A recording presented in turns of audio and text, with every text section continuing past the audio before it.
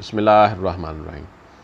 नाज़रीन, आप देख रहे हैं GNTV HD 24 और मैं जो वाक़या आज आपसे शेयर करूँगा, जुमे वाले दिन एक बड़े दबंग अफसर DIG मतलब डॉक्टर शारक जमाल साहब, जो कि खान फैमिली से, पठान फैमिली से ताल्लुक़ रखते हैं, पीछे से कोहाट से ताल्लुक़ रखते हैं, लेकिन अब मेरा ख़्याल इनका ताल्लुक़ बुनियादी तौर पे गोजरा से था और DH लाहौर में इनकी ये रहाइश थी।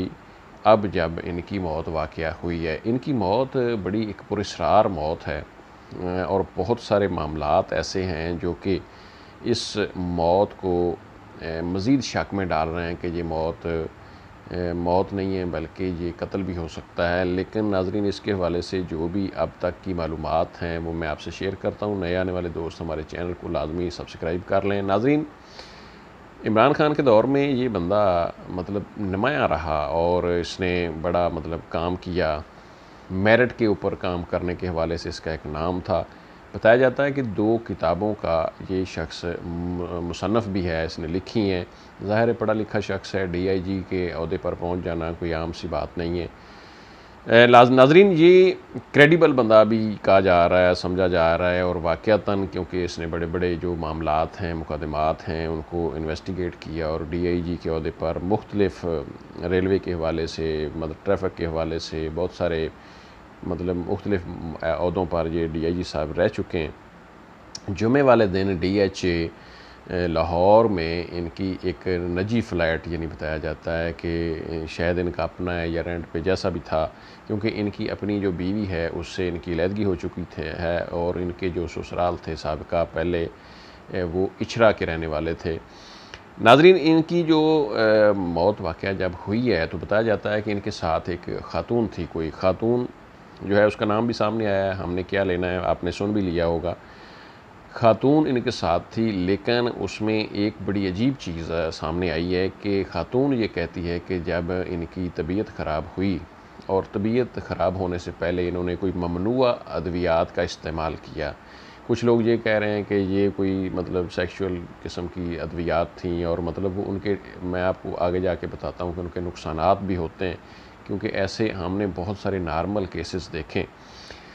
नाज़रीन, ये अद्वियात जब उसने इस्तेमाल किए हैं तो वो ख़ातून, ये भी बताया जा रहा है, कोई 35-36 घंटों से इनके साथ थी। फिर जो चौंका देने वाली बात है कि वो ख़ातून कहती है जब इनकी तबीयत ख़राब हुई है तो मैंने अपने शौहर को फ़ोन किया, फिर वो आए हैं तो फिर इनको वो मियाँ बीवी दोनों लेकर हॉस्पिटल आए हैं। तो फिर हॉस्पिटल वालों ने इनको जब देखा है तो फिर उनका पोस्टमार्टम भी हुआ, लेकिन जब इनकी फ़ैमिली से रब्ता किया गया तो वो कहते हैं कि हम कानूनी कार्रवाई, यानी इनकी बीवी और बेटी, वो इनके कानूनी कार्रवाई नहीं करना चाहती। अब नाज़रीन, जो फ्लैट है उसके ऊपर ये भी बताया जाता है कुछ मुलाजमीन भी थे, चूँकि DIG थे तो इनके कोई 4-5 गार्ड भी थे। अब जो गार्ड थे उनको छुट्टी करवा दी या कहाँ भेजा या क्या किया, या वो कहाँ थे, क्या कर रहे थे, उनके इल्म में ये था सारा मामला या नहीं था। इसी तरह इनके कोई ज़ाती कोई ख़ातून या मतलब मेल फ़ीमेल कोई ऐसे मुलाज़िमीन भी थे जिनसे इन्वेस्टिगेट जिनको किया जा सकता है कि इनकी मौत के असबाब क्या हो सकते हैं। ख़ातून ने कहा जी मेरा शौहर आया तो फिर हम इनको लेके आए। बहरहाल वो मियाँ बीवी जो हैं उनसे पूछगिछ करके जो भी इब्तदाई तौर पर उनको छोड़ दिया गया है। इनकी जो फोरेंसिक है वो इनकी बीवी और बेटी ने कहा है कि हम नहीं करवाना चाहते, लेकिन पोस्टमार्टम उससे पहले हो गया है। पोस्टमार्टम में पुलिस ने तबई मौत कहा है, लेकिन उससे पोस्टमार्टम की रिपोर्ट से पहले ही तबी मौत उन्होंने करार दे दिया है। ये पुलिस का मतलब अपने सरे से गले से मतलब उतारने के लिए बहुत सारी ऐसी रिपोर्ट्स होती हैं कि इस तरह की मतलब एक आम सी लाइन लिख कर उसको इन्वेस्टिगेट करने से जान छूट जाती है, आगे मामला नहीं बढ़ता। इसमें पुरस्रारियत बहुत सारे पहलुओं से जो है वो सामने आ रही है कि उनकी जो मौत है वो ड्रग की जो दवाइयाँ हैं उनसे खाने से हुई है।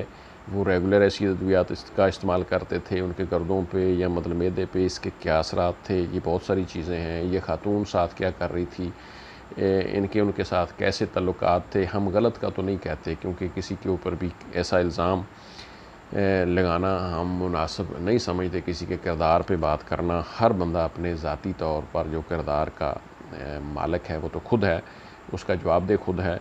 लेकिन नाज़रीन, ये जो एक अहम तरीन शख्स है, इसकी जो मौत वाक़या हुई है, उस हवाले से जो कंसर्न्स हैं वो लाज़मी सामने आने चाहिए कि इनका जो है वो मतलब वफ़ात कैसे हुई है। नाज़रीन, इनकी जो डेड बॉडी है पोस्टमार्टम के बाद इनकी बीवी और बेटी इशरा, जैसा कि कहते हैं कि इनके वहाँ ससुराल हैं साहब का, वो वहाँ ले गई हैं दफन करने के लिए।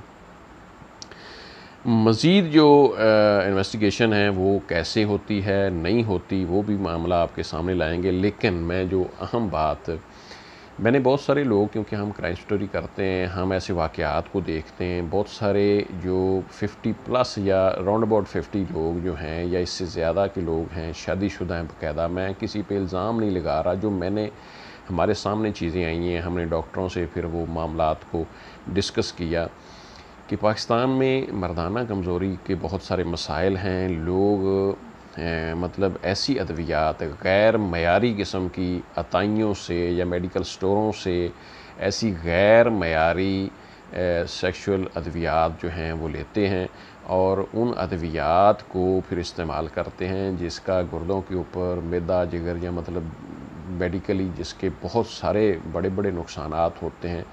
मतलब हमारे देखने में बहुत सारी ऐसी अमवात लोगों की सामने आई हैं कि जब उनका कोई मतलब डॉक्टर के पास गए, उन्होंने देखा, उन्होंने कहा जी कि अचानक 2 दिन में 4 दिन में या मतलब इतना अरसे में इनकी तबीयत जो है बिगड़ी, ख़राब हुई, फिर आगे डेथ हुई, यकदम गुर्दे फेल हो गए, यकदम हार्ट अटैक हो गया, यकदम यूँ हो गया।